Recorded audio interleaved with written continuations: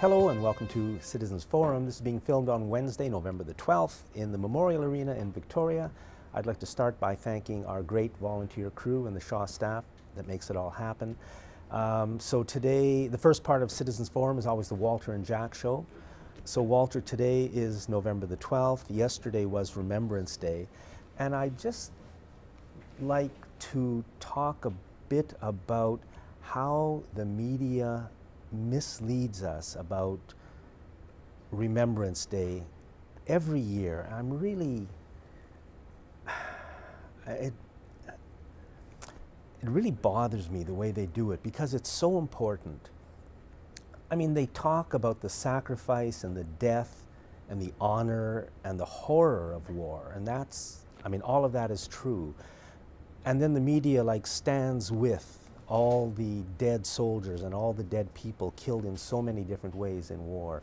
And they make themselves part of it. But they don't tell us about the cause of war. And that, especially where we are today, is so important. And, you know, I've mentioned this on the show before, but take World War II, for example. If you Google Bush, Hitler, and Guardian, you will see a story in the British newspaper The Guardian about how the Bush family was involved in funding and building the Nazi Party in the late 1920s and early 30s in order to build them up and make them successful. I mean, this was being done by some of the most powerful people and corporations in the United States.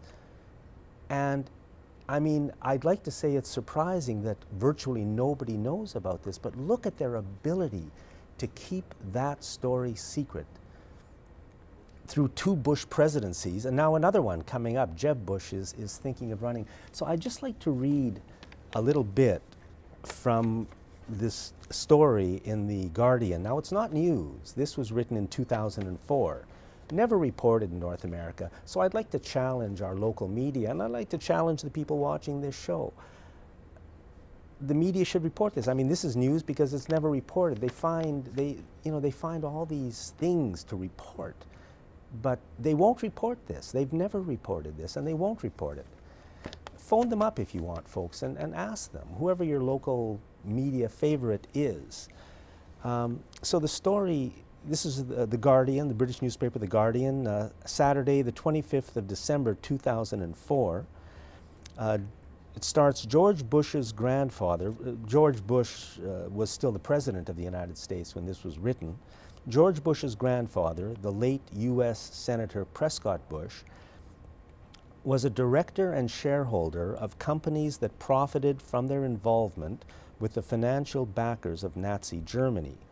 The Guardian has obtained confirmation that a firm of which Prescott Bush was a director was involved with the financial architects of Nazism. The business dealings, this was a bank, I think it was called the Union Bank, but I'm not sure of the name, continued until the bank was shut down and its assets seized in 1942 under the Trading with the Enemy Act. Because by then the U.S. was at war with Nazi Germany, but it didn't matter. The most powerful people in the United States were still funneling money to. So, and these charges have led more than 60 years later to a civil action for damages being brought in Germany against the Bush family by 2 former slave laborers at Auschwitz. And of course, it's causing pre-election controversy probably in Germany, certainly not in the United States. And this is what I mean about the media. They mislead us.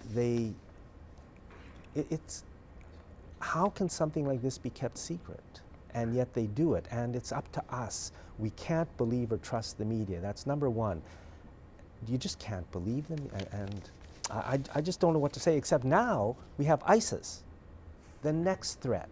And lots of people internationally are saying that ISIS is controlled by, funded by, started by, and run by the United States. They're doing it again, and that's why they'll never tell us this story about the Bush family and the Nazis. Because if we knew about it then, we'd think maybe they're doing it now. You know, if you, I've read some books on it too, Jack, and you wonder, well, how big was it? How much money was it? It was almost half of all the money that entered Germany in the 1930s came through those banks that were controlled by the Bushes and others. And of course, the Bush family are operatives too, to a certain degree. So, that's Hitler, Nazism, Second World War, hundreds of millions of people have died in war since. What may not have occurred had we had more of a control over these people. You know, and there's some really bad people that are in control right now. And they're the same people that really, in my view, played a major role in starting the Second World War and making sure that they built Germany up to have a really good war and to attack Russia, of course, Soviet Union. But yeah, we're in trouble. We're in real big trouble if we don't find a way to get control of our countries and not allow them to be dragged off into another war, as we are being done right now. Yeah, that's exactly it. It's happening right now. The drumbeat of war is certainly, I mean, I listen to CFAX and they're pushing the danger, the extreme danger, and CFAX is the mouthpiece of Bell Media, which is controlled by one of the largest corporations in Canada, and they don't care about us. Mm-hmm. They have their own agenda. They represent the 1% of the 1%. So they're telling us about the threat, and meanwhile, the fact that the most respected journalists and writers around the world are saying that ISIS is funded by, controlled by, run by, manipulated by the United States never gets a mention in our media. So they're leading us into the next war while standing with their hands over their hearts, remembering the sacrifice of the last war. I mean, what kind of murderous lunatics run this country? You know, the Bush family played a major role in creating the CIA. So, you know, and what has always preoccupied me, it's not quite what you're talking about, but I think we can enter into it quite easily, is the events of these attacks that occurred in Canada against Canadian military by these so-called lone actors who had some type of affiliations with Al Qaeda or some with ISIS or some group like that, and it's so peculiar. The story is so strange to try to follow, and of course I've tried to follow try to see, well, this fellow that shot the soldier in Ottawa, very, you know, if you were cynical, you'd say that's very nicely timed just before the Remembrance Day, and also, you know, while the United States or while Canada's entering into a war in Syria. And almost on the very day when the new anti-terror laws, which go after all of us. Yeah, it's funny how Harper has this whole new set of laws ready to go, all written up and ready to go into be entered into to be discussed in Parliament. The thing is that it's always the details, Jack, that kind of get these guys. Like it seems to me there's some type of a plan that they want to whip up some type of frenzy in the public to support going to attacking people in Syria. Now the thing is that this is an old story. Time and time again, we've seen it over and over again. There's nothing new about it. But the thing is that they write, if they were making a plan, some of the details don't quite get investigated well enough. And if you look at, for instance, this fellow that did the shooting in Ottawa, he spent time in Calgary. Apparently he was converted in Calgary. This is a guy with a history of mental illness and severe drug addiction. Does that sound familiar? Remember the poor couple in Vancouver, very same mental illness, drug addiction. Oh, by the way, our government's turning people mentally ill out onto the streets daily now. We have no protection like we used to have in the past. They basically just are now not providing support for these people. So isn't that convenient? But I really think if there was an independent investigation, which I hope we could talk about that a little bit into this, you would have to focus in on, well, what happened in Calgary? What happened to that one individual? Who converted him? Where was he living? Because, obviously there's been several reports of people that have been so-called radicalized living in Calgary. And you have to start to wonder, well, what exactly is going on in Calgary? And in one particular apartment building even, there seemed to be a lot. So if one was suspicious, you'd say, well, are there CSIS operatives in Calgary running some type of a operation? Well, that's exactly right. You know? I mean, those are the questions that have to be asked. So I did contact my member of parliament, who's Murray Rankin, and I just kind of broached the idea of a parliamentary investigation into what happened in Ottawa and in Montreal as well, the other killing of a soldier. And it's now about, I think, a week and a half, and I got a response today, and I think, I was just in a rush, I think it said that they're looking into it. And they also said that other investigations are going on. So I emailed back and I said, well, what other investigations are going on? Because we don't have any information anymore. All that is gone. Now we've got John Gomeshi and the sex scandal in Parliament. But they want us to forget now, it seems, that whole incident. But it can't be over. We can't forget. So please, I'd ask everybody, contact your own member of Parliament and ask your friends if you're interested in an independent investigation. Can Parliament be independent? Can they do this? I don't know if they can. But I can't think of any other place where we can turn. And it should be completely televised and streamed, and there should be somebody representing the public right in the middle of it to make sure that the parliamentarians can't hide anything from us. It's got to be open, everything, and we've got to know the truth of what happened. It's got to be very broad in scope, too, Jack. And we can't let CSIS or the RCMP run the investigation. They are under suspicion. So we have to realize, I mean, if there's probably a whole group of people watching this show, and most Canadians could be quite outraged with what I'm saying, and a lot of people are terrified to go there. Do they actually think that our internal intelligence agencies or the RCMP, some elements in the RCMP, might be very willing to get into political meddling and to try to set... But they have. The history is they have. Yeah, but this is it. We've seen this happen before. So we don't know for sure, but we should be able to get into this, a wide open investigation, broad in scope, not run by established law enforcement agencies in Canada, and wide open for participation from whoever wants to testify or to help out. So, yeah, it's strange stuff. I got a phone call yesterday, or a couple of days ago, from Mehdi Najari, who's often a guest on the show, and he just wanted to mention something about Ida Chong, who's running for mayor in Victoria. And he wonders again, why isn't the media mentioning this particular thing? And you know, Ida Chong is running basically on a message of fiscal prudence and no tax increases, and you know, she's going to take care of the money.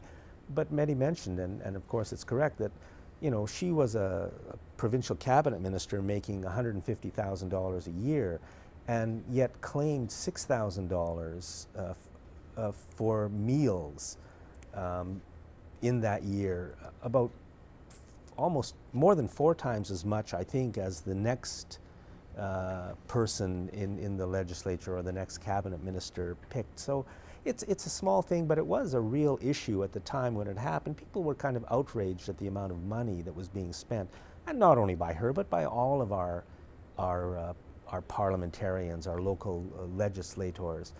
It's they live in a different world. Well, yeah, Jack, let's not forget she was a cabinet minister in several different posts, while the Campbell regime totally decimated the environment in British Columbia, environmental protection, which brought us the events like Mount Polley, and she was part of that terrible government that's taken this province right apart. So when people hear our views, that the election will have already occurred, but I don't know if anybody listens to us. But you know, I think she's had her say, she's had her chance in politics. Have a nice retirement and let Others that might have fresh ideas go ahead with. I don't know who's going to win in Victoria. There's interesting races. But, Yeah, she could become the mayor. she could become the mayor. It's possible. To me, the big issue in our city elections, which are happening right across the province right now, or on Saturday, is that nobody's really talking about the main issue, which is we elect these people, and you know, you see their signs everywhere. They're coming to the door. Somebody came to my door last night. They're phoning you up. But the day after the election, it's goodbye. And they don't want to hear from you for the next, now it's 4 years. I know. So that's the problem, is that once we elect them, the system makes them into our kings and queens. And they're not supposed to be our kings and queens. They're supposed to be the managers who work for us doing what we want.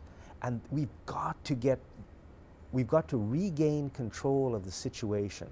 We've got to democratize our city governments as well as every other level of government, because that's the main issue. I mean, we need honest information from them, and then we need them to ask us what we want to do. And neither of those things happen. We don't get honest information ever from them, or almost ever, and then they don't care what we want. And then they go to the CRD, and then they have another whole layer of bureaucracy, and they become the untouchables. And they seem to believe they just are out of touch with reality, because most of those people are still promoting this one big sewage treatment plant idea. You know, the people that have been in the CRD that managed to get us so far down the rabbit hole in this thing.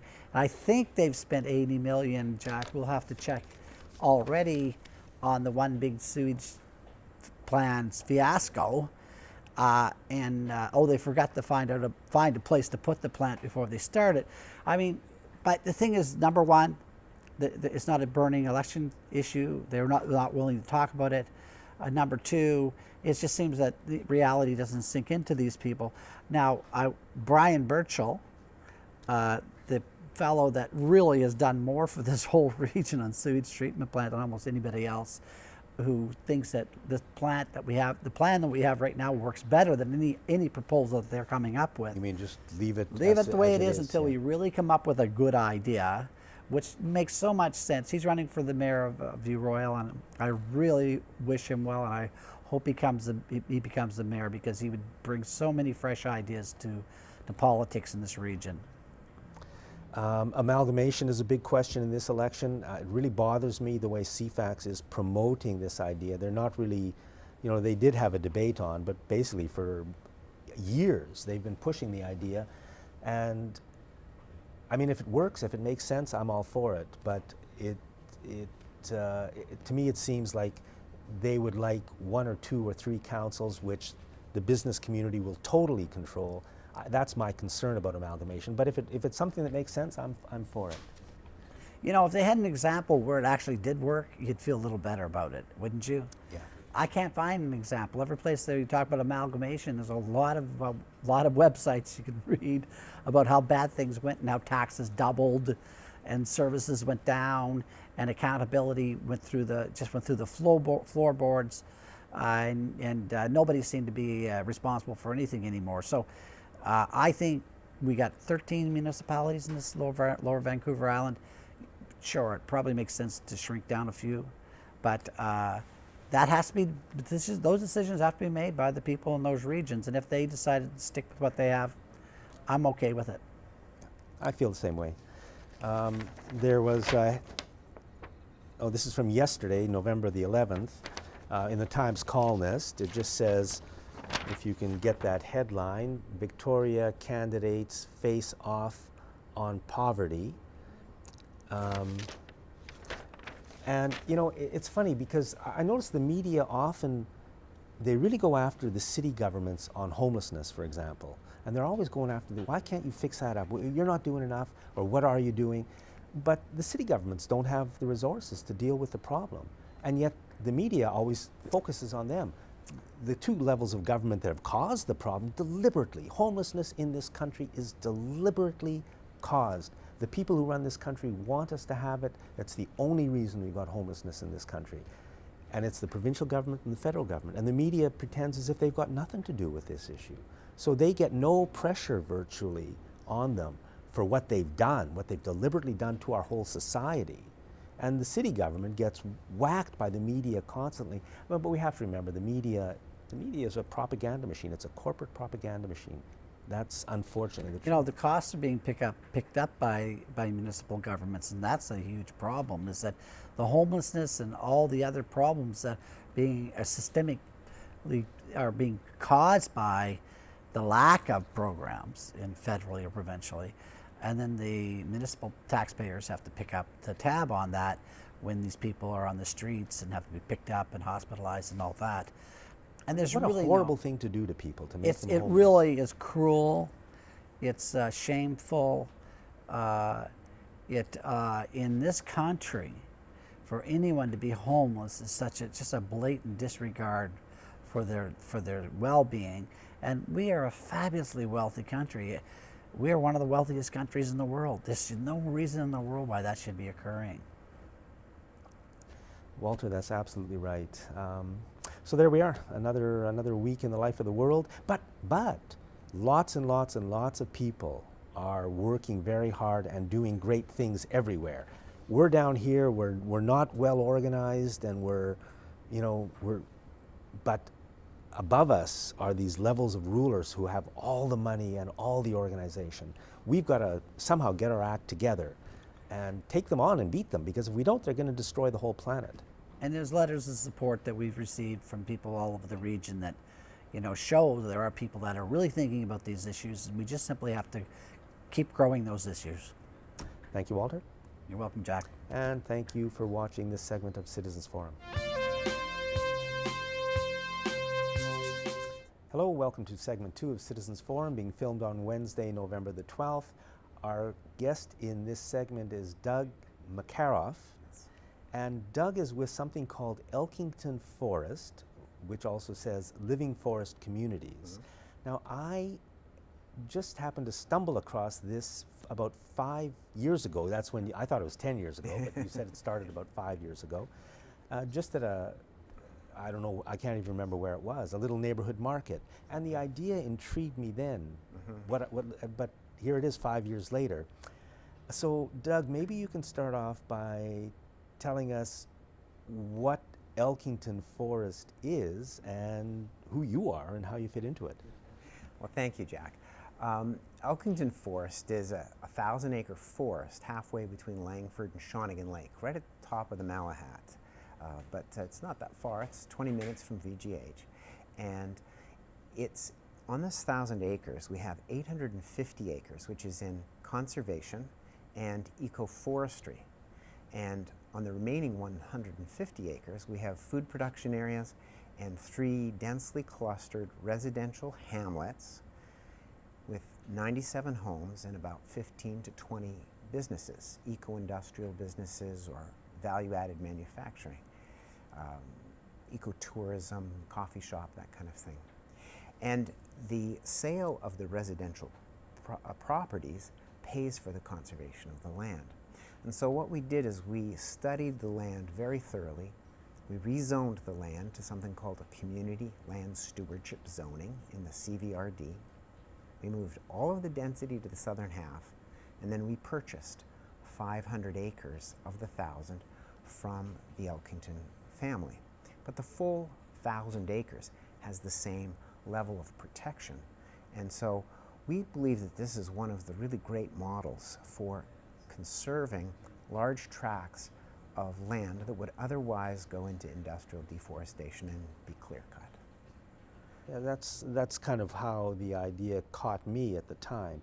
So now normally around here, or in the, is it the Cowichan Valley Regional District, if you, now you're talking about 1,000 acres, mm-hmm. but what you've done is concentrate the living space into one part of it, yeah. and the rest is a conservation area. Whereas normally what would happen is you'd have 40 families or homes, each one on 25 acres, yes. or something like that, and it would be kind of broken up or split up. Mm-hmm. Well, usually what happens is the whole property is, first of all, clear cut. And right around Elkington Forest, there was 3,700 acres that was clear cut in the course of 2 summers. And there was erosion, siltation. The south end of Shawnigan Lake turned into chocolate milk after every major rain event. There was a considerable amount of erosion that happened as a result of that.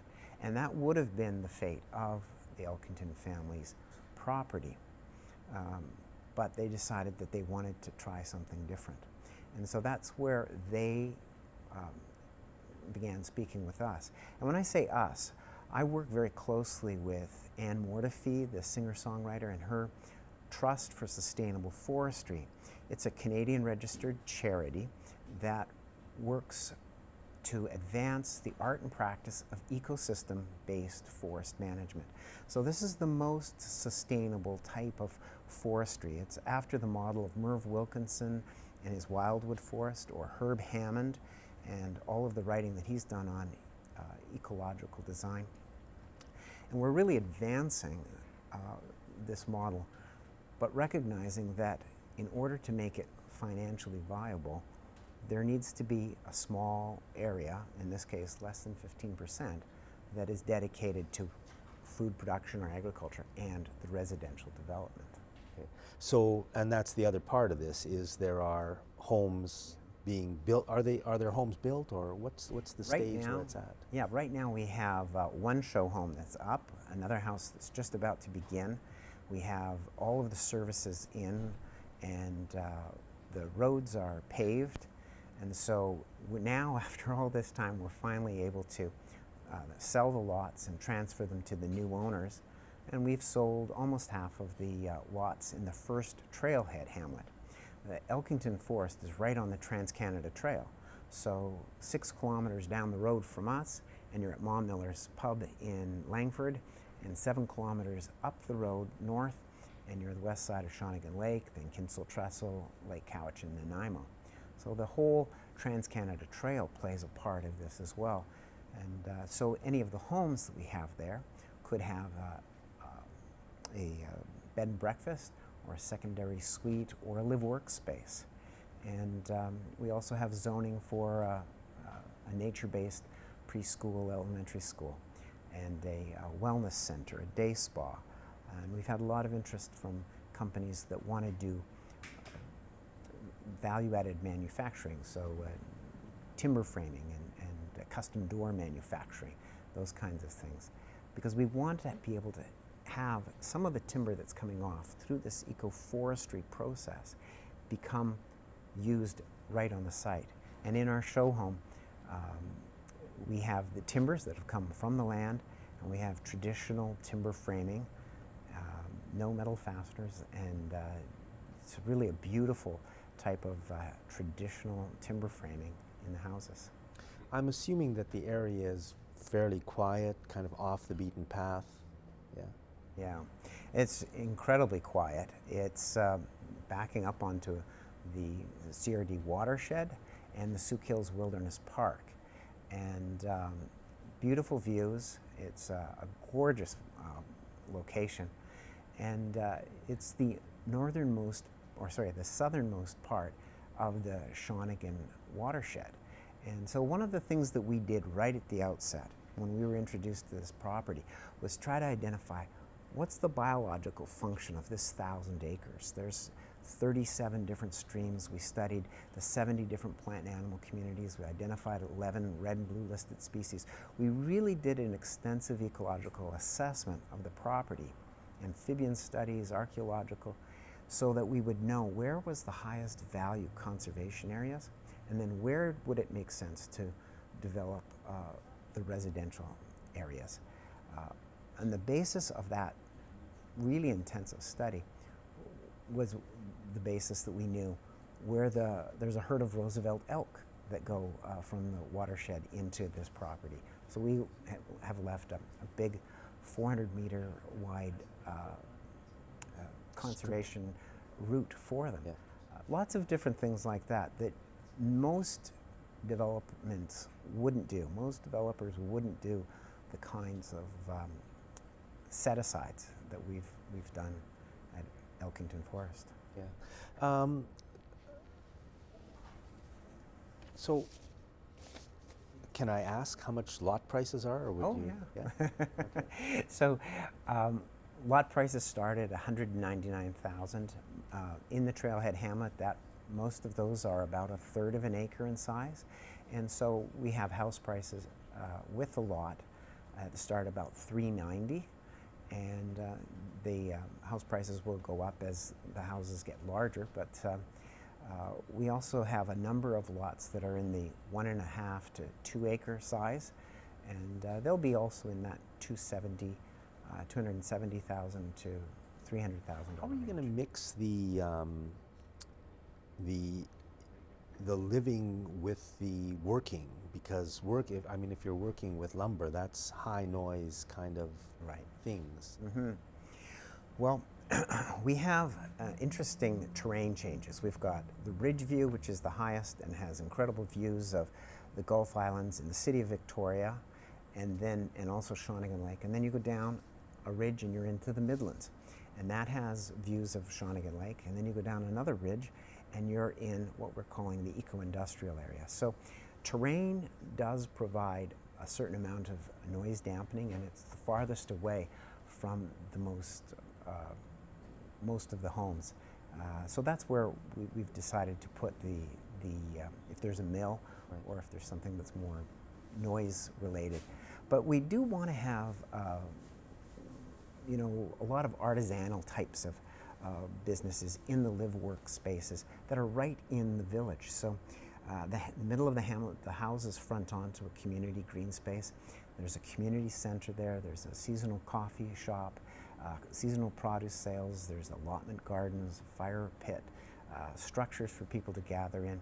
And then the houses back out onto the wild forest on the back side. Right. So I guess if there's coffee shops, that will be to service people driving by on a road or something. It won't be just for the people who live there. Yeah, we anticipate that there will be a seasonal coffee shop and some produce sales for the tens of thousands of people that are going to be using the Trans-Canada Trail that goes right through there. Right. And we recognize that it's not a critical mass. It's not large enough in itself to support coffee shop, but there are activities and businesses. Many of the Gulf Islands have these businesses where there's a lot of artisanal work happening. Yeah, that's for sure. In fact, that's sort of what keeps the Gulf Islands going to some extent. I mean, to me, I think the idea intrigued me, when I saw it those years ago, and I mean, to me, those are kinds of the directions in which we should be going, because we want to be able to live and work where we live. Mm-hmm.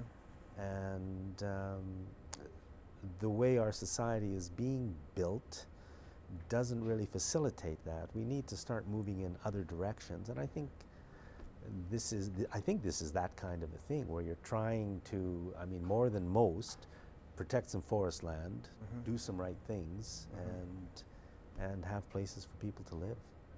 Well, one of the reasons that I got into this is that Anne Mortefi did a very similar type of project up on Cortez Island. It was 153 acres, and we now call it Everwoods. But she bought, with 3 other friends, this 153 acre parcel from Weyerhaeuser, and they put covenants on the land to protect, in that case, 93% of the forest.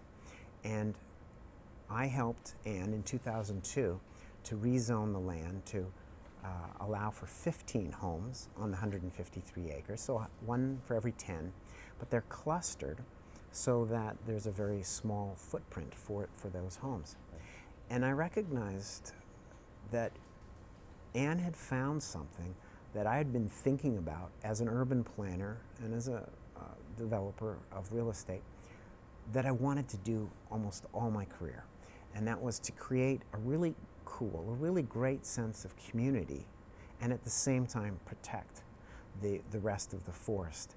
And I've done quite a bit of kayaking, and you go around Vancouver Island and you see incredible devastation. You'll see islands on the west coast that have been almost completely denuded. And I wanted to be able to contribute to something that was a new model for both how we're harvesting our trees and for how we're building our residential communities. And Anne Mortefi recruited me. She really challenged me that there's all kinds of things that you can do as an urban planner, but this is a model that we haven't really seen yet. Would I be willing to expand it and take it from her example in Cortez to other parts of BC and Vancouver Island? So Elkington Forest is just starting, Yeah. but the place on Cortez Island, I guess, has been in existence for a while. Yes. So what's it like? Well, it's a beautiful community. There's some great homes. There are community gardens. There's a small eco-village where there are some really affordable starter homes, and people are building really beautiful homes. There's a thriving community there, and the people who live there see themselves as the stewards of that forest. There's a mill up there that provides employment for about 5 families, and there's training for First Nation youth in everything from falling to carpentry. So it's a really great example. It's something that I think Anne recognized, that she, even though she didn't have any experience in real estate development, she did that development off of her kitchen table. And there was something intuitive about it that she just realized was very valuable. Well, you know, here's something that might also work in kind of a different way, because there's so little forest left. Yeah. It might in some way make sense for society as a whole to pay this community to just protect the forest, have no logging in it anymore, or very, very, very, very, very, very little, and just keep it alive. You know, because we can't afford to, especially if there's any I guess there's no old growth left anywhere, really. Well, there is on our site. Almost 7% of the structure of the forest is old growth, and we have a 200-year forest management plan. That's the basis of all of the mechanisms that we have to protect that forest, because the 200-year forest management plan, which is updated every 25 years, and we identify every 5-year increment, where is the 15 trees that we're going to take out? Where are the 20 trees that we're going to take out that year? And that... Again, as I said earlier, I don't know if you can take out trees, but you're doing that for revenue, right? We're doing that for so revenue. Maybe there's a way, you know, I mean, I don't fault you, because I know you got to do what you got to do, but maybe there's some way that society could, instead of, you know, it doesn't have to be this community, but other communities who want to do something similar. Society can just say, yes, it's worth it to all of us to protect this. So we're going to pay you the same as you'd make from doing the work, and away we go. Well, we'd love that, and if someone would be able to. We've just found that the land conservancies and the various land trusts don't have the money to be able to protect a lot of, or preserve the lands that many people think are worth saving. And so we were looking for a free market model that would allow that to happen. So that's why we came up with the 200-year forest management plan, FSC certification, covenants signed by 2 different agencies, and then the last thing is that we've actually donated all of the timber rights to the Trust for Sustainable Forestry. So whatever monies there are that come off of that actually are reinvested in the continuation of the forests. So, well, Doug, thank you very much. Believe it or not, that was, I hope, I kind of missed all the questions, but so this is something I saw 5 years ago. It intrigued me then. If any of the people watching are interested, who knows, eh? Yeah. If they are, elkingtonforest.com is the address, the URL to take a look at it. Okay. And thank you for watching this segment of Citizens Forum.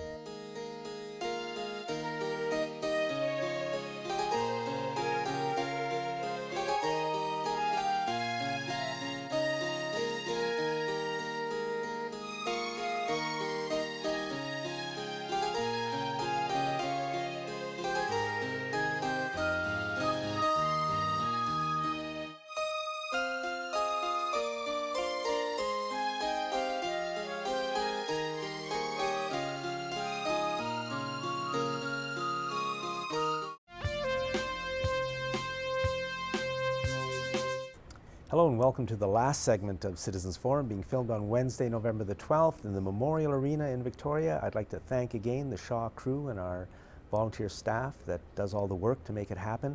Our guest in this segment is Anna Simeon, and Anna is the Peace Valley campaigner with the Sierra Club of BC, and we're going to be talking about the Site C situation. And maybe you can first outline what is Site C and then tell us what's happening. So Site C is a huge big dam project that's being proposed for the Peace Valley in the northeastern corner of BC, right there where you have a ton of fracking, ton of potential LNG projects, ton of oil and gas, so lots of impact on a region that's absolutely breathtakingly beautiful. I was there for the first time this summer and I totally fell in love, although I have worked on Site C for years, but I hadn't seen the beauty and the fertility of this beautiful farming region. So that's a big hydroelectric dam right next to BC's biggest WAC Bennett Dam on the same river. And that's proposed for a variety of reasons that we can go into by the BC government. Okay, I heard you say the word fracking in there somewhere? Yes. That's also happening in the same In area. the same region, in the same Peace Valley, northeastern corner. Okay. So what is happening with Site C in terms of where it stands now? Well, BC Hydro has been wanting this project for a long time, and while we still had in the 80s the BC Utilities Commission that could actually look at the need for a project and the bigger picture of whether a project was in the public interest, every time the answer was no, this dam is not going to be built, it's not in the public interest. Now that we don't have, the Commission doesn't have the same power as BC Hydro has seized the opportunity to ram this through.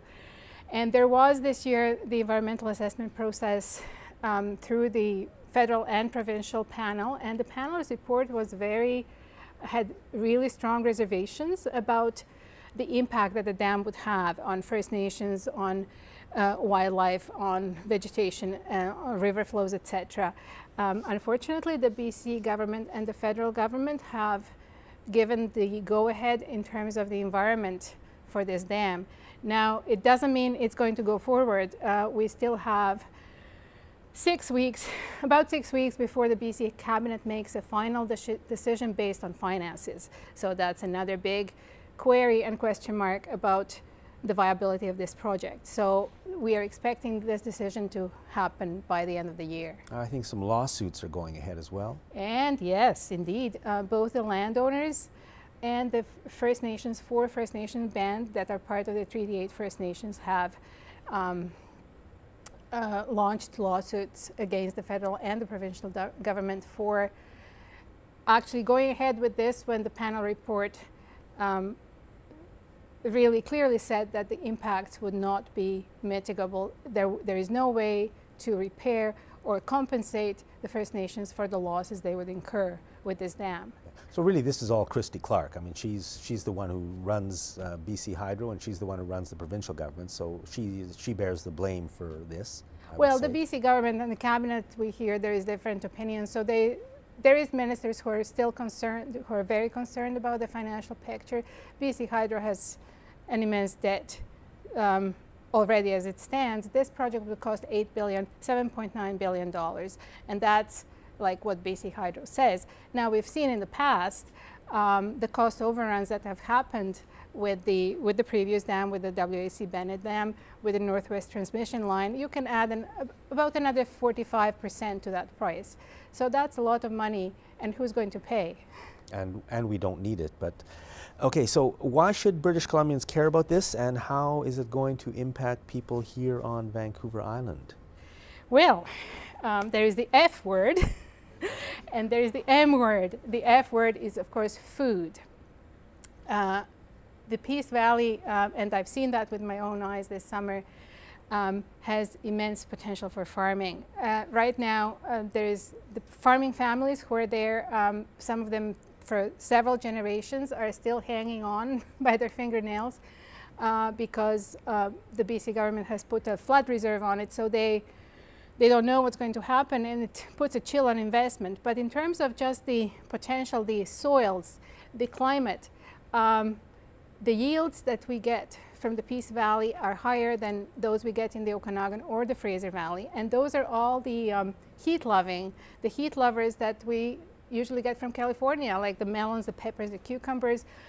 Because of the in the north, you get these long days in the summer. And then you get the heat that it's like a unique microclimate plus the alluvial soils. So the panel heard testimony from 2 agricultural experts who said that the valley could feed 1 million people in fruits and vegetables. And that's a big reason for us to care because we depend on California so much. We depend for about 50% of our fruits and vegetables from exports, much of that from California, which is hit by all these droughts right now that are happening with climate change. So that's not going to end. Like, it's not a one-year occurrence. It's something that's been happening and worsening for many years. So people who care about local, fresh, healthy food, people who care about affordable food, would need to care about the Site C Dam.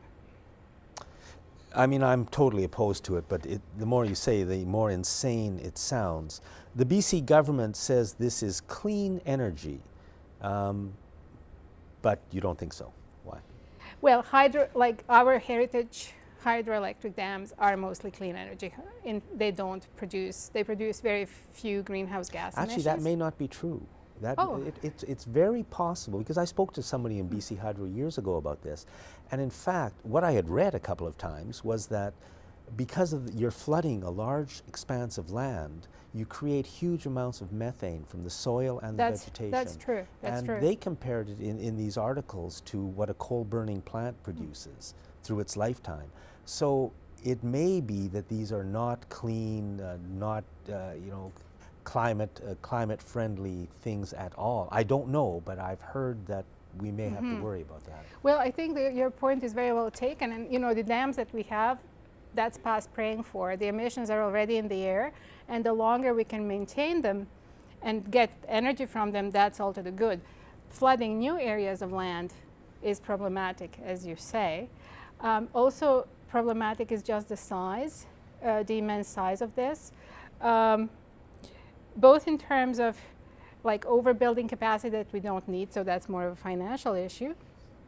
And also because we could actually have other clean energy projects like geothermal that the panel really upbraided BC Hydro for not looking at and recommended that we look at. That's clean energy that can be brought on board as the need arises. So we are planning, BC Hydro for some reason wants to get this immense capacity, 100 megawatts, 1,000 megawatts all at once. We don't need it all at once. We may not even need it for a very long time.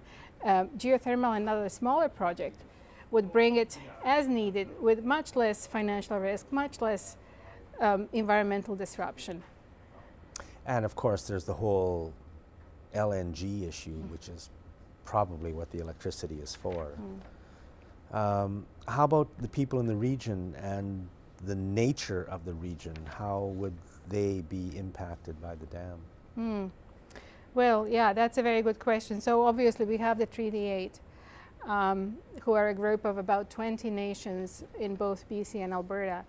And so far, four of them have launched this lawsuit and are at the forefront of this lawsuit, but they're all opposed to them on both sides of the border for various reasons. So that's really a question of survival for them, or a cultural survival, I would say, because they've seen with the previous dam, because of the soil sediments being flooded, all this mercury that goes into their fish resources and their fishing rights, their hunting grounds would be obliterated underwater, and there is hundreds of spiritual sites, burial sites, where they go to pray. So because First Nations culture is so connected to land, obliterating land and their special places would render these nations rootless, even more than they are right now. So in terms of native impacts, it's huge, and the panel has recognized that. For people of the region who have, the region is really diverse. Like, there is a lot of oil and gas, as I said, oil and gas developments. Fort St. John is really a thriving, booming town right now. They have very little unemployment. So there is a widespread perception that they don't really need this project for their regional benefit. And the farmers are absolutely devastated. Because they're going to be underwater. Underwater and like even beyond where the flooding is going to be, because the slopes are unstable, it's going to cause erosion, all kinds of impacts. The project, because the main thing is we don't need the electricity. There's no need for this electricity in BC except maybe for LNG, which is totally insane. So, I mean, why is Christy Clark going, that's my question. Why is Christy Clark pushing this? And why is the media not really giving it the coverage it deserves? I mean, this is a really under the radar project when it's so important for our province. Yeah, unfortunately, well, Christy Clark doesn't really talk to me, so I don't really know what her reasons are. And the whole LNG thing has been up and down and happening and not happening, so we don't know. But what we do know is that the majority of these plants would actually use the gas for their needs. But so they're also signing agreements with BC Hydro for, yes, they for are. some 20% or something. Yes. And these LNG plants, it's worth mentioning, which we've mentioned before on the show, one liquefaction plant of a moderate, or let's say an average size, takes, I think, about the electricity that a city like Edmonton uses. So these are huge consumers of electricity, not for our benefit at all, but that's another story. So you've mentioned First Nations alternatives. I mean, to me, it seems like the best alternative would be conservation and using less, because we're such wasters of electricity. And I know years ago in Toronto, they ran a multi-year, very large project to refit homes and refit buildings to use less electricity. And basically that whole project paid for itself because Ontario Hydro didn't have to build more generation capacity. That's right. And actually in BC, we are not so bad. The figures show that since 2007, we have been trending downward in terms of electricity use by both households and businesses, like commercial. So these trends are already in place with the more aggressive, as you say, all these programs for homeowners. Why not for renters? Why not for businesses to also upgrade and retrofit? We could get, like in a couple of decades, we could get our building stock retrofitted so that it either doesn't use electricity or actually could produce electricity, feed it back to the grid. All these things are eminently possible.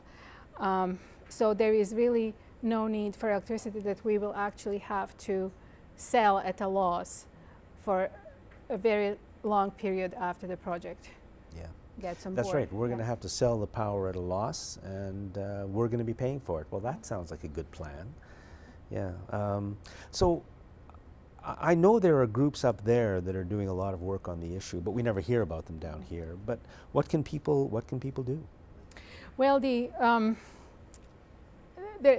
really brave small group who does such a great work up in the region is the Peace Valley Environment Association, and their members are actually from all walks of life.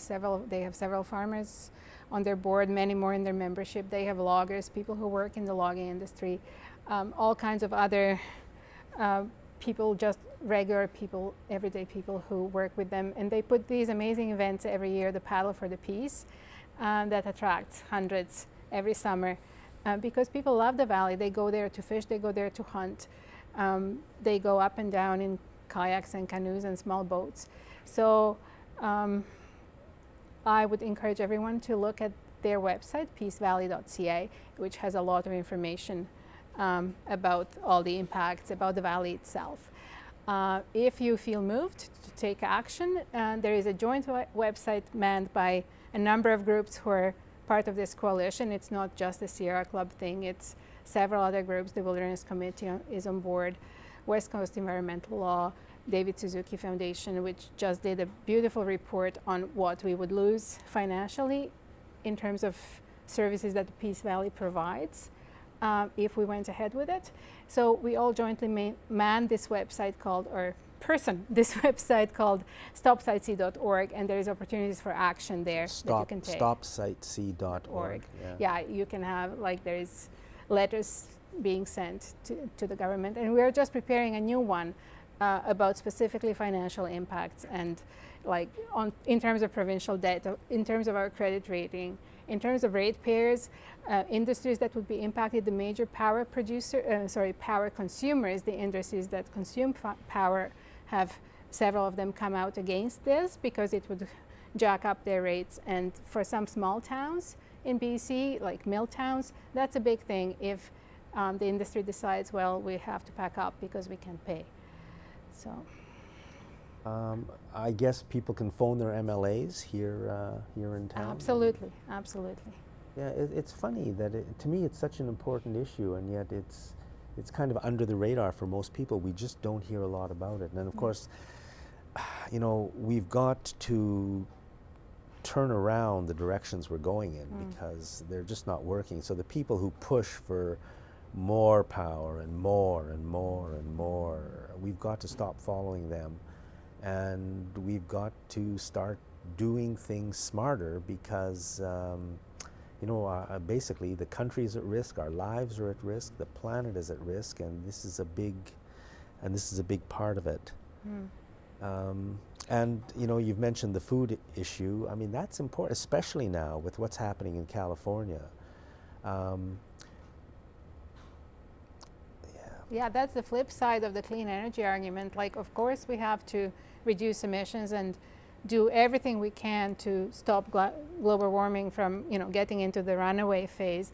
But the other piece of it is we are already seeing some impacts, and there is more impacts that we will not be able to avoid. So it makes sense to protect the areas that feed us, that sustain our very survival and existence, and each nation will have to do that. Like, I think climate change is going to dwarf every war we've ever fought anywhere on this earth. So that's the magnitude of the impacts that we are facing, and having an area that can feed 1 million people in fruits and vegetables, the building blocks of nutrition, I think is a no-brainer. Yeah, it's the whole thing is amazing. I hope we can stop it. I hope the media will give it more coverage, and well, our show you're can, already doing and that, here we so are. that's great. Yeah, so thank you very much, Anna. You're very welcome. And thank you for watching Citizens Forum this week.